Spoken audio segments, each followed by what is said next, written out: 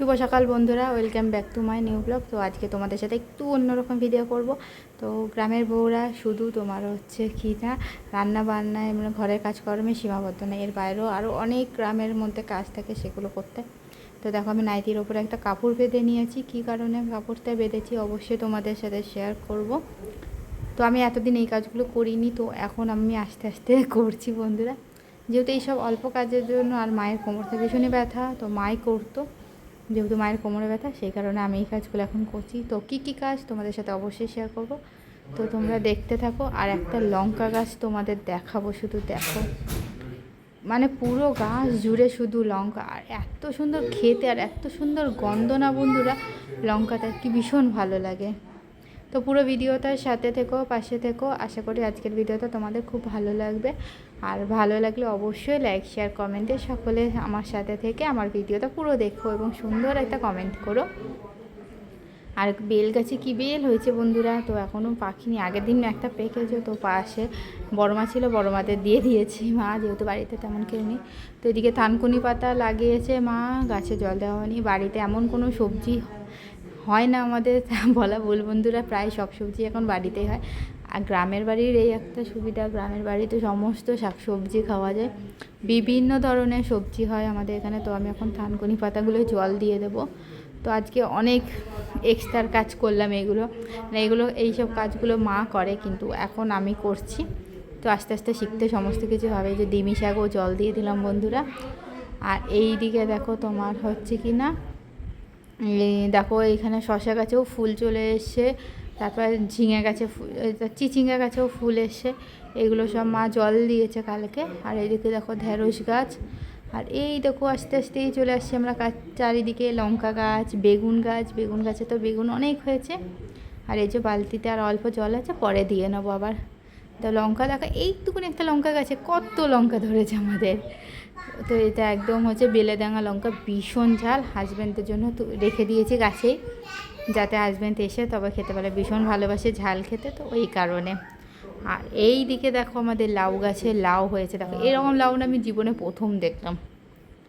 দেখো এই রকম ধরনের লাউ আমি তেমন একটা দেখিনি, কিন্তু এই প্রথম দেখলাম আমাদের বাড়িতে এই রকম ধরনের একটা লাউ হয়েছে।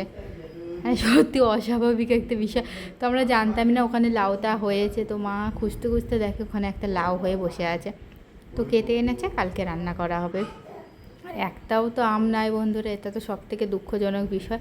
তো অন্যান্য হিমসাগরে কিছু আছে, তারপরে তাম্রফলিতে কিছু আছে, বাদবাকিতে কিছুই নাই। আর এই যে মেন কাজে চলে এসেছে, আজকের ভিডিওর মেন হচ্ছে আমি এখন কচু বাগান পরিষ্কার করতে এসেছি। দেখো কচু বাগানে ঢুকে পড়েছি। তো নুয়ে পড়া সমস্ত ডালগুলো আমি কেটে নিচ্ছি বন্ধুরা। তো এই কারণে তোমাদের বললাম যে গ্রামের বউরা কোনো কিছুতেই থেমে নেই, সমস্ত কিছুতেই এগিয়ে যায়। সমস্ত কিছু এইগুলো গ্রামের মধ্যে থাকলে এই জিনিসগুলো তোমাকে করতেই হবে। শহরে এই জিনিসগুলো পাওয়া যায় না, কিন্তু যারা গ্রামে থাকে তারা জানে। শুধু কচু বাগান না, আরও অনেক কিছু করতে হয়। ধান সেদ্ধ করাই এসে, কারণ যদিও সেগুলো আমাদের বাড়িতে হয় না, অন্যান্য বাড়িতে হয়, সব দেখেছি ওইগুলো। আর এই দিকটা না আখ গাছও আছে, সুপারি গাছ আছে। তো আর এটা হচ্ছে কচুরলতি গাছ, ওই কারণে আমি একটু ভয়ে ভয়ে করছি, যেহেতু ওইখানে একটা সাপের বাসা আছে, একটা সাপ থাকে আমাদের। সবে ভাবে যে পোষা সাপ, কিন্তু না বন্ধুরা, ও কখনোই যায় না বাড়ি ছেড়ে, ওখানেই দেখি থাকে। কেন কে জানে, যতই তাড়িয়ে দিয়ে করি, তো আবার যেহেতু আবার ঘুরে ফিরে এসে ওই কুয়োর মধ্যেই ঢোকে। আর ওই কুয়োতে জল যায়, তবুও মানে ওরা সরে না, ওখানেই থাকে। তো আমি এখানে কাপড়তে বেঁধে নিয়েছি এই কারণে, যাতে আমার নাইটিতে কচু গাছের রস না লাগে, ওই কারণে বন্ধুরা। আর এই দিকে দেখো আমি মা আজকে তোমার হচ্ছে কিনা বাড়ি থেকে হেলেঞ্চা শাক তুলেছে, সেটাই চচ্চড়ি করছে, ভীষণ ভালো হয়েছিল খেতে। হেলেঞ্চা শাকে সমস্ত সময় আমরা তো ভাজিটাই খেয়ে থাকি, বা একটু চচ্চড়ি মানে ঘ্যাট টাইপের করে খেয়ে থাকি। কিন্তু দেখো মা আজকে সর্ষে বাটা দিয়ে চচ্চড়ি করছে, ভীষণ ভালো হয়েছিল খেতে বন্ধুরা। তোমরা অবশ্যই বাড়িতে একটিবার এই হেলেঞ্চা শাক, একটা লিভার পরিষ্কার করে, রক্ত তৈরি করে। আর যাদের শরীরে রক্ত কম তারা অবশ্যই এই হেলেঞ্চা শাকটা খাবে। এদিকে দেখো বন্ধুরা কাঁকরোল ভাজি করছি। তো আজ আমি কাঁকরোল দিয়ে মাছের ঝোল করব, ওই কারণে কাঁকরোলটা হালকা করে ফ্রাই করে নিয়েছি। তোমরা চাইলে এটা লাল লাল করে ফ্রাই করে নিতে পারো। এদিকে আমি মাছও ভেজে নিয়েছি, মাছের মাথাটা আমি না ভেঙে করব। আর তরকারিতে না একটু মাথা টাথা ভেঙে করলে না ভীষণ ভালো লাগে খেতে। আর এদিকে মেয়ে তো দুষ্টুমি শুরু করে দিয়েছে, তোমাদের একটু পরেই দেখাবো আমি। আর এদিকে এখন রসুনগুলো পেস্ট করে নেব। আর কাঁকরোল দিয়ে মাছের ঝোল কারা কারা খেয়েছে আর কেমন লাগে খেতে অবশ্যই কিন্তু কমেন্টে জানি। তারপর আদাটা পেস্ট করে নেব। বেশিরভাগ এই অল্প অল্প মশলা আমি শিলেই পেস্ট করি, আর খুব বেশি মশলা হলে লোকজন আসলে তখনই আমি মিক্সি করি না। এমনি মিক্সিতে মশলা খেতে একটু ভালো লাগে না, তখন তাড়াহুড়ো থাকে, তো ওই কারণে করি। না হলে আমি এই শিলে বেতেই খেয়ে নিই, কেন কাজ করতে করতে শিলে বাতা হয়ে যায়। আর এই কাজটা বন্ধুরা অনেক দিন পর পেয়েছি। ফার্স্টে আমরা একটা তোমার অন্য একটা প্লাস্টিক জাতীয় এতে ইউজ করতাম, তো সেটাতে খাওয়া একদমই ভালো না। কিন্তু তারপরে অনেক খোঁজার পর অনেক কাঠখড় ফুরিয়ে তারপর পেয়েছি এটাকে।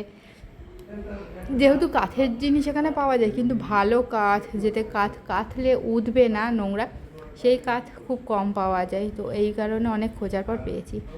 আর এদিকে দেখো আমি পেঁয়াজ টমেটো আলু দিয়ে ভেজে নিচ্ছি, এরপরে মশলা দিয়ে কষিয়ে নেব বন্ধুরা। তার মধ্যে আমার মেয়ে চলে এসে দেখো, ওর এখন মিশমিশ লাগবে, তাই আমার পায়ে ঝুলছে।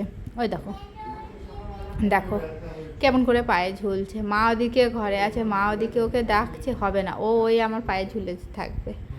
তো বাড়িতে এই অন্তত যতদিন না 4-5 বছর বয়স হবে ততদিন এই জিনিসগুলো আমাদের প্রত্যেক দিন প্রতিনিয়ত আমাদের সাথে চলবেই বন্ধুরা। দেখো কি দুষ্টুমি শুরু করে দিয়েছে, উঠবে না কিছুতে। আর এই যে মশলাটা দিয়ে কষিয়ে নিয়েছি, এরপর জল দিয়ে নেব, তৈরি হয়ে যাবে আমার কাঁকরোল দিয়ে মাছের ঝোল। তোমাদের আজকের ভিডিওটা কেমন লাগলো অবশ্যই কমেন্টে আরও একটিবার জানিও। সবাইকে শুভরাত্রি, সবাই ভালো থেকো, সুস্থ থেকো।